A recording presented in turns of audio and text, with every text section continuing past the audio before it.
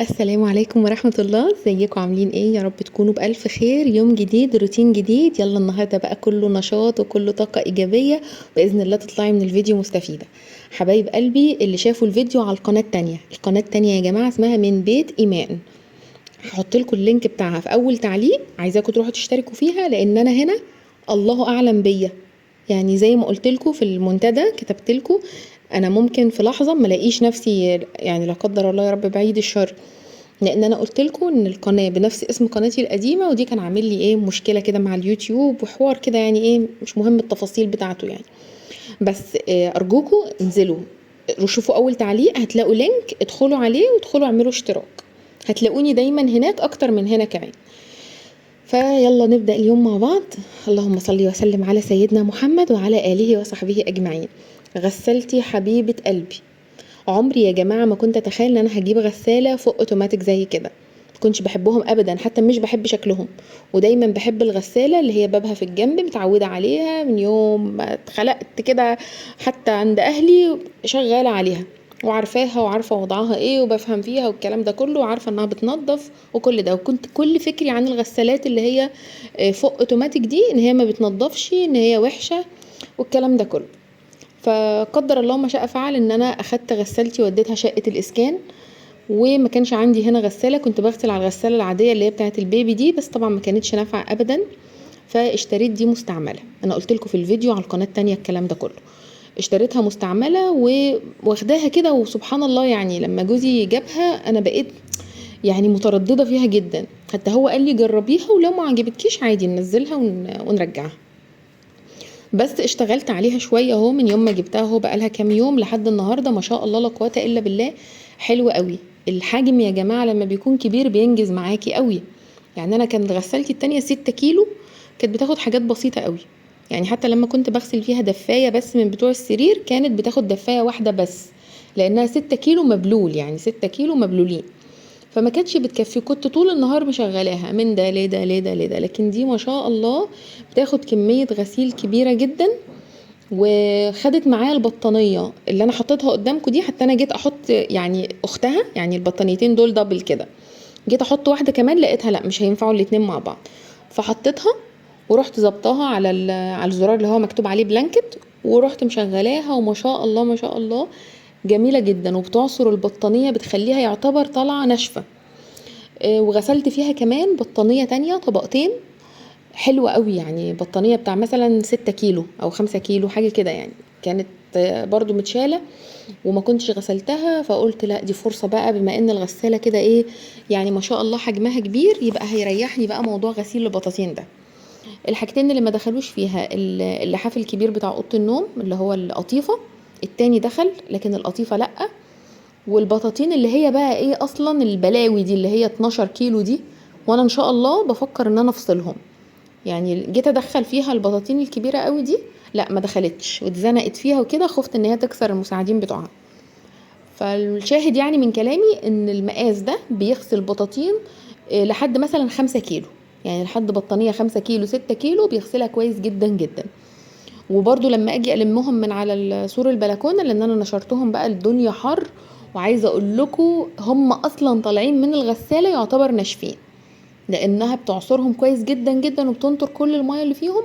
فاخدتهم حطيتهم على سور البلكونه، لما اجي المهم بقى هحكم على نظافتهم كمان بعد ما ينشفوا واقول لكم. المهم ليه ما غسلتش البطاطين، لان في ناس هتستغرب دلوقتي غسيل البطاطين ايه اللي بتغسله دلوقتي في الصيف دي. انا لما جه يا جماعه الشتاء خلص، كان عندي امتحانات طبعا اعداديه وكده، فما كنتش بصراحه يعني فاضيه ان انا اغسل البطاطين. وبعدين انا كنت بغسلهم انتوا عارفين بقى بالطريقه العاديه، املى البانيو وبعدين اشطف واحط مسحوق وبعدين ادبدب عليهم كده، عارفين انتوا الطريقه دي، وكل اللي داخل وطالع اقول له دبدب لك شويه على البطاطين. وكانت دي الطريقه اللي انا بغسل بيها. تمام. دلوقتي بقى يعني يومها قصدي ما كنتش قادره خالص، ما كنتش فاضيه، لان مروان زي ما قلت لكم كان بيمتحن وكنت مضغوطه قوي معاه، فكنسلت موضوع غسيل البطاطين ده. فقلت خلاص استغل بقى الحرايه الرهيبه دي واغسلهم بقى في اليومين دول. وانتوا كمان لو عندكم اي بطانيه متشاله ولا لحاف ولا حاجه، استغلوا درجه الحراره الصعبه دي هينشفوا معاكم على طول. بس كده. ده بالنسبه بقى لموضوع البطاطين. وكانت الصلصه دي انا كنت عاملاها معاكم. بصوا القفص بتاع الطماطم عمل لي الكميه اللي انتوا شايفينها دي، وعلى فكره هي مركزه والكيس كبير، يعني انا كنت ممكن اقلل الكميه عن كده، بس قلت خلاص لو حتى ما احتاجتش الكيس كله هفتحه واخد منه شويه للطبخه، والباقي ممكن ابقى اقفله وارجعه تاني. فقفص الطماطم عمل لي شويه دول. تعالوا بقى نسيب الطماطم ونسيب البطاطين ونسيب الدنيا دي كلها وننزل بقى نقطع القماش. انا قلت لكم في الفيديو على القناه التانية، قناه من بيت ايمان، اللي انتوا ان شاء الله هتنزلوا تشتركوا فيها عشان انتوا حبايبي يعني، ومش هتسيبوني لوحدي هناك كده، يعني ايه اغني لوحدي كده. فهناك يا جماعه هتلاقوني متواجده على طول باذن الله. نزلت بقى انا ليه بقول لكم كده؟ لان انا في الفيديو اللي هناك كنت صورت لكم كل القماش اللي انا محتاره فيه، وطبعا بقيت محتاره ما بين الكلاسيك والمودرن ومش عارف ايه. فطبعا في تعليقاتكم برضو ناس قالت لي سيبك من الكلاسيك مادام هو هيبقى عند التلفزيون وكده فمش هيكون مناسب، وده برضو فعلا كان راي جوزي وراي ولادي. قالوا لي لا يعني خرجينا شويه من نقطه الكلاسيك دي وهاتلنا حاجه زي كده تكون عمليه. فانا اخترت القماشه دي، هي لونها بيج. بصوا انا بقرب لكم، هي الظهر ده الرمادي ده ظهرها، او الرصاصي ده ظهرها، ملهاش علاقه خالص باللون ده. هي بصوا من قريب خالص اهي، فيها وبره قطيفه كده مع يعني كتان على قطيفه. تحفه يا جماعه، تحفه تحفه. حسب لي المتر بتاعها ب165 جنيه بالظبط. وانا اول ما رحت قال لي ده عامله 200، طب 180، المهم يعني من هنا لهنا اتفقنا على 165. انا قلت له 150 مرضاش، طب 160، قال لي خلاص 165. وقطع لي 17 متر. هي ام احمد قالت لي الانتريه بتاعك، انا طبعا نزلت صورت لكم اهو، هو الانتريه مركون اهو حبيبي، يا رب يعني يطلع حلو. الانتريه علشان بصوا ظهره هيتغلف برضو بالقماش وجنابه وكده، فهو هياخد 17 متر. لكن لو انتريه صغير او كده، هو عموما يعني الكنبه والكرسيين بيحتاجوا مثلا 12 متر 13 متر، لكن زي ما قلت لكم هنا التفاصيل ايه هتفرق معايا شويه. وباذن الله برضو لما تيجي تفكوا وتنجدوا هصوره معاكم، وعايزاكم بقى تبقوا معايا في التفاصيل، لان انا عايزه اعمل بقى حوار كده فيه، عايزه احط فيه فرنشه كده، وعايزه اعمل الكوشنات كده عليها فرنشه، يعني عايزه اعمل فيه لمسه يا جماعه، فاهميني؟ حاجه كده تكون راقيه وشيك. وبالمناسبه كده وانا بصور هناك لقيتهم بيعملوا الكنبه دي او الركنه دي، فقلت اصورها لكم. هي ام احمد بتقول لي انا عاملاها بيع، يعني هي مؤسساها من الالف للياء عشان تبيعها. الحقيقه ما اعرفش سعرها، بس لو حابين ان انتم مثلا تتواصلوا معاها وتعرفوا منها تفاصيل، على فكره اسعارها حلوه جدا جدا جدا، ارخص من المحلات يعني النص. والكنبه اللي هو الجنزاري ده كان جاي تعديل، يعني صاحبته عايزه تعدل فيه شويه حاجات، فهي ركناه برضو هتعمله. انا بقى بصوا قلت لها انا مش عايزاكي تعملي حاجه خالص في الانتريه بتاعي غير اما تخلصي الدوشه اللي عندك في المحل، عشان عايزاكي تصفي كده مخك وتطلعي لي عصاره يعني مجهودك وشقاكي وتعبك طول ال 13 سنه اللي فاتوا، لان ام احمد بتنجد من 13 سنه فاتوا، وعلشان تعمليهولي بقى بشكل حلو. وطبعا والله العظيم ده ما هو اعلان ليها يا جماعه، يعني انا دافعه زي ما انتوا هتعملوا بالظبط لو انتوا جايين عندها. بس انا بحب بجد بجد الست دي قوي، بحبها قوي قوي، بحبها في الله كده، بحب الستات المكافحه. وان شاء الله هنكون مع بعض واحده واحده كده في التنجيد، وادعولي بقى يطلع حلو كده ويكون اللون انا توفقت فيه. كان من اللون ده في منه فاتح قوي قوي، وهو كان درجات من 1 لحد 4 او لحد 5. انا جبت رقم 3، يعني انا جبت الدرجة رقم 3، لان اول درجة دي كانت يعتبر لونها ابيض بيضة يا جماعة، كانت تحفة تحفة، وكنت نفسي فيها، بس جوزي قال لي دي صعبة جدا، ده مجرد بس ما حد هيحط ايده عليها هتعمل بصمات، فصعبة. واللي بعدها كانت فاتحة برضو، فانا اخدت رقم 3 لان انا كان نفسي في الحاجات الفواتح دي. ويا رب بقى يطلع كويس. وبرضه هنلعب بقى في الكوشنات والفرنشة والحاجات دي وكده كده، يعني ايه هيطلع، انا متأكدة يعني عندي حسن ظن بالله انه هيطلع حلو، لان انا صبرت كتير قوي على ما جيت اعمله. المهم قلت لكم بقى على عدد الامتار، انا دفعت في ال17 متر بعد الفصال بقى وقطعنا مش عارف ايه وايه وايه، المهم اخد 2800 جنيه بالظبط بالظبط بالظبط. ولما ام احمد برضو تعمل الاسفنج والحاجات دي هقول لكم برضو على التكلفة كلها، لان انا دلوقتي معرفش، مش عارفه هياخد قد ايه او كده. حتى هي قالت لي الكنب بتاعك فيه شلات والكراسي ما فيهاش، انتوا عارفين الكراسي بتاعتي كانت قطعه واحده بس، فهي انا بقول لها ينفع نحط شلت للكراسي؟ قالت لي ينفع. فهنشوفوا بقى النقطة دي احنا بقى مختلفين فيها، نحط شلت للكراسي وتبقى شلت منفصلة ولا نسيبه على وضعه تبقى الشلتة ثابتة كده.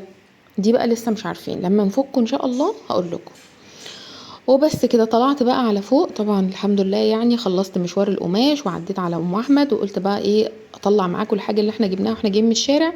كنت جايبه بيض بلدي، انا ما بقتش بصوا يا جماعه بحب البيض قوي، لكن لو لقيت حد بيبيع بيض بلدي مضمون من فراخ متربيه في البيت ما بترددش ابدا ان انا اشتريه، لان ده بيكون بيض يعني متربي في فراخ قصدي متربيه في البيت ولا متهرمنه ولا الكلام ده كله.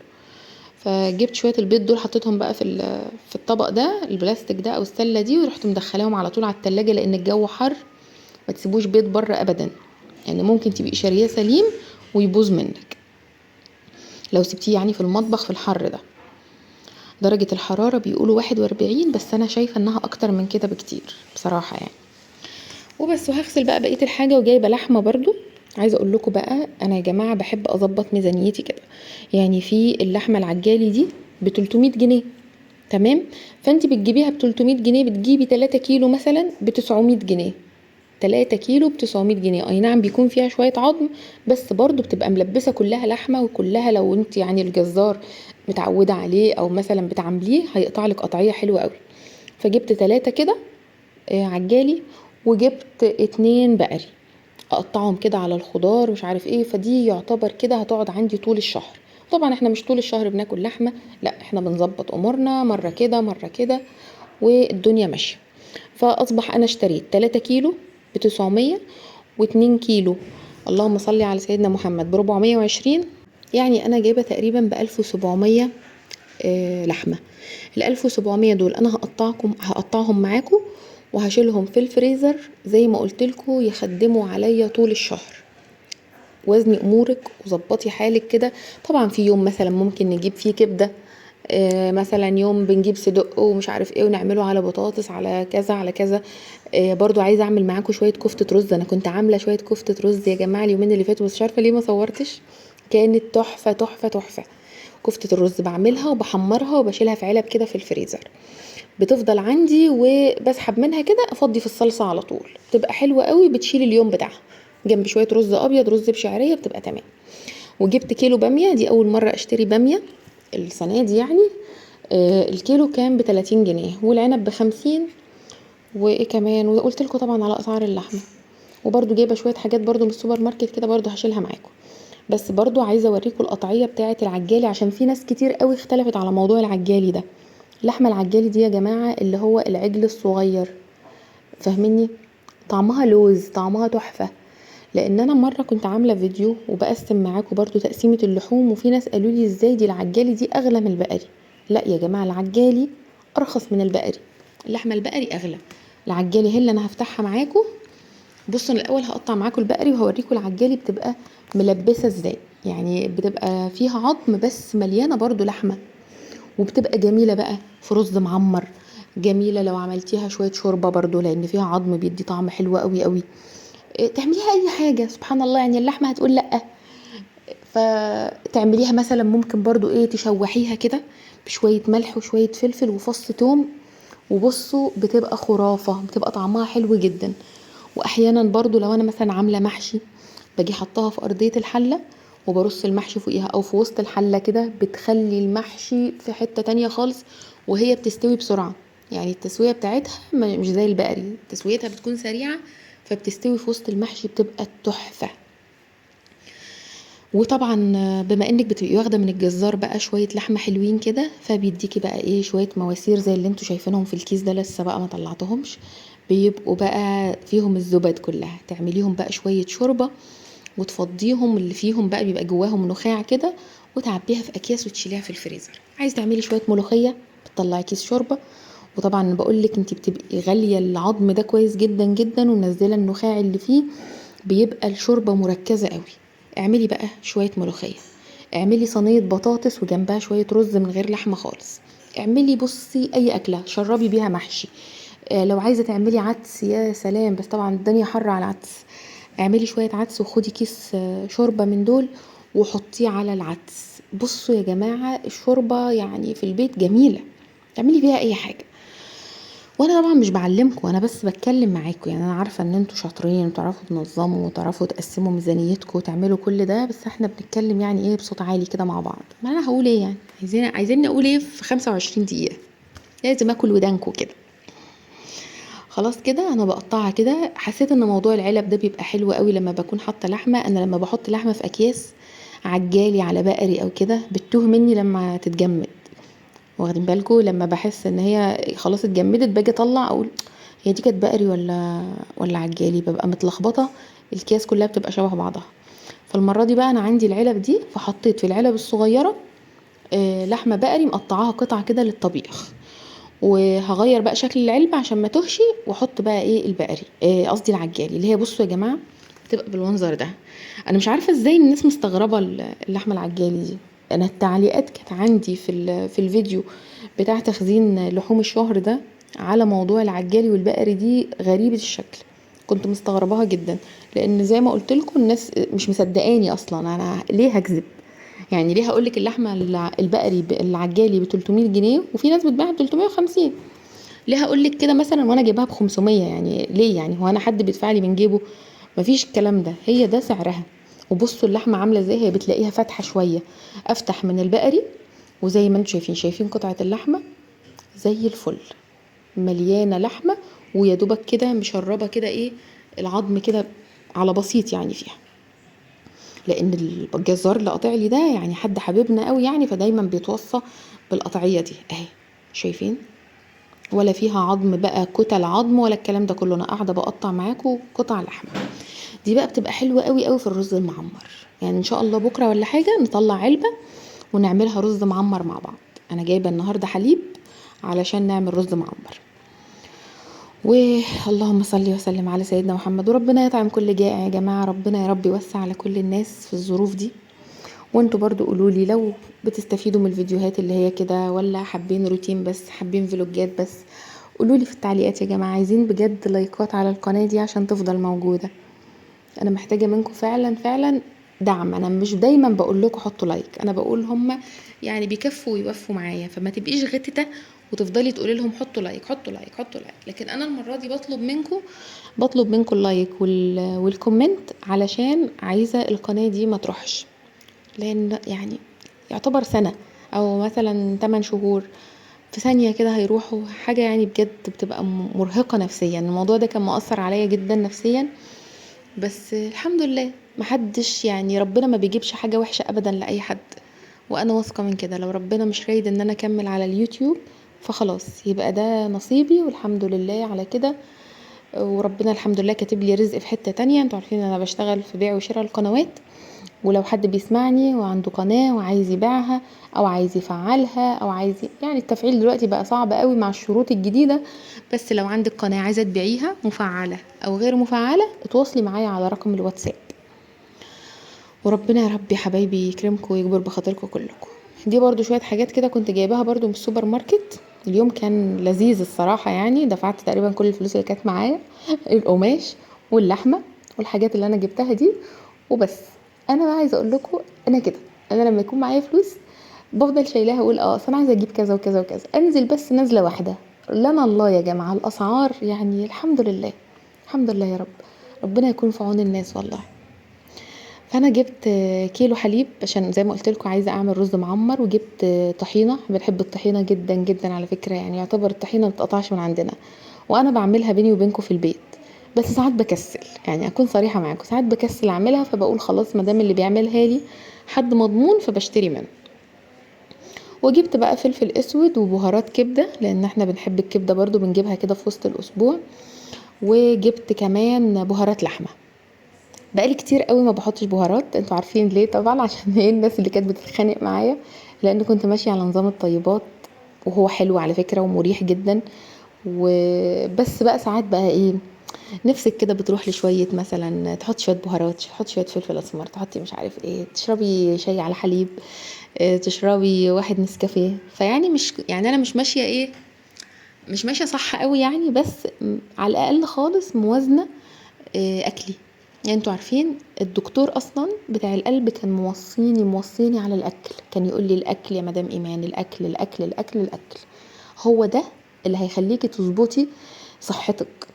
اي دهون زياده، اي اكل زياده، اي كان عامل لي قايمه كده امشي عليها، والقايمه دي هي فعلا على فكره موجوده في النظام ده، ولكن في حاجات برضو جوه النظام مش منطقيه، فانا مش عليها بصراحه عشان اكون صريحه معاكم. وبس، وربنا يا رب يشفي كل مريض، وادعوا لي يا جماعه، ادعوا لي بجد ربنا يشفيني ويشفيكم جميعا يا رب. وبالنسبه بقى اما اتكلم معاكم شويه لحبيبتي، يعني بدون بقى ذكر اسماء، اللي كلموني وقالوا لي على موضوع ولادهم اللي هم جابوا مجموع مش عاجبهم والولاد دخلوا في نفسيه وحشه جدا. عايزه اقول لكم ان انتوا لو ما كنتوش الداعم بتاع ولادكم، الولاد ممكن تنهار، وممكن لما يدخلوا مكان او كليه ما كانوش بيحلموا بيها وكانت يعني اقل من طموحاتهم واقل من احلامهم، هيفشلوا. فادعموهم، طبطبوا عليهم، والله يا جماعه ربنا يعني ما بيجيبش لحد حاجه وحشه. وباذن الله ولادكم اللي داخل كليه وما كانتش في حساباته او ما كانتش طموحاته، ممكن يحقق فيها اللي هو اكتر من اللي كان هيحققه لو دخل الجامعه اللي كان نفسه فيها. يعني مثلا لو حد كان نفسه في طب بشري مثلا، يعني وجات له مثلا حاسبات، او جات له مثلا بيطري، او علاج طبيعي، او ايا كان الكليه اللي جات له، ممكن يحقق فيها يعني اللي مش هيعرف يحققه في البشري. وبعدين ده نسبة السقوط في الكلية الطب، مش عارفة جامعة بني سويف تقريبا، نسبة النجاح قصدي، مش عارفة كام و30%، مش عارفة بني سويف ولا ايه بصراحة، يعني عشان ما اكونش برضو بخلط الامور، حاجة و30%، يعني ايه ازاي يعني؟ اما الناس دي دخلت كلية الطب ازاي؟ فما نفرحوش بقى بمسميات كليات قمة وكليات مش عارف ايه وكليات شعب لا، كله حلو، المهم العيال تثبت وجودها، والمهم الولاد ربنا يكرمهم كده ويكبر بخاطرهم ويجبرنا معاهم، لان انا عارفة والله وحاسة بيكم جدا جدا، وكنت دايما بتكلم معاكم في الموضوع ده. بس خلاص قضي الامر، النتيجة ظهرت والتنسيق نزل، واللي ليه نصيب في حاجة هيروحها وان شاء الله ربنا يكرم الجميع. فربنا معاكم حبايبي يا رب. هفضي بقى كل حاجه، انا فضيت البهارات وفضيت الطحينه، هتتبقى شويه في الكيس كده، وقلت الحبيبه ايه، طبعا انا حبيبه طبعا في اجازه، فانا قلت في الوقت ده مثلا اكون في المطبخ اقول لها مثلا ايه فتحي الاوض مثلا وروقيها كده من على الوش وظبطي الدنيا، بحيث ان انا يا جماعه اعرف اوازن ما بين جوه وبره، اوازن بين المطبخ وبين البيت من بره. الموضوع صعب لما انت تكوني انت كله عليكي عليكي عليكي، فالموضوع بيبقى مرهق جدا جدا، بتيجي على اخر اليوم تبقي فاصله. فانا حبيبه بقى قلت لها روقي اوضتك وظبطيها كده، وانا هبقى ادخل ايه ابص اشوفك بتعملي ايه، على انا مفضي الحاجه دي، وبعدين انا جايه من بره وحرانه يا بنتي ومش عارف ايه وايه. فدخلت هي بقى ايه، قلبت اوضتها كده وهوتها ونظمتها وبس، وانا بقى كنت معاكم زي ما انتوا شفتوا كده في المطبخ بظبط الدنيا. بعد ما خلصت معاكم بقى لم الحاجه دي وكده، رحت بصيت عليها لقيتها شغاله اهي مية مية، ربنا معاها. ودخلت تاني بقى على المطبخ عشان كان نفسي اشرب واحد قهوه، وفي اليوم ده كنا في التوقيت ده بقى خلاص يعني يعتبر اليوم بيخلص، فقمت بقى اكلنا اي حاجه كده من التلاجة، وقلت خلاص انا كده كده بقى شلت حاجتي، والدنيا حر اصلا، وفي الحر ده مش طالبه تسبيك بقى واكل ومش عارف ايه، كلنا كده ايه نواشف كده من التلاجة، واليوم عدى على خير والحمد لله والشكر لله يا رب. عايزاكم بقى تروحوا على القناه التانية، علشان ممكن الفيديو بتاع بكره ان شاء الله تلاقوه هناك، يعني ممكن ما تلاقونيش هنا فتلاقوني على القناه التانية. وبس هنشرب بقى 2 قهوه كده وخلاص، دمتم سالمين. اروح اعمل قهوه، القهوه دي انا اول مره اجيبها اللي انا فضيتها معاكم دي، فنشوف القهوه كلها اصلا مضروبه يعني.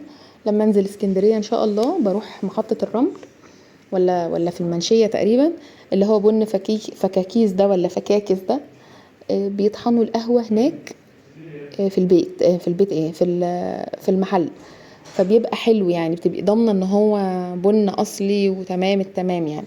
فان شاء الله اول ما انزل اسكندريه هجيب منه، عشان البن لا جربت اهو، بصوا يا جماعه يعتبر كذا نوع وبرده نفس الطعم ونفس الحته، كأن حاجه فيها شياط كده، فاهمين؟ حتى انا كنت بتفرج كده على اليوتيوب كده من كام يوم، لقيتهم ظابطين مكان كده يعني بيغلف البن، واسم مشهور جدا جدا جدا، طبعا غشاشين.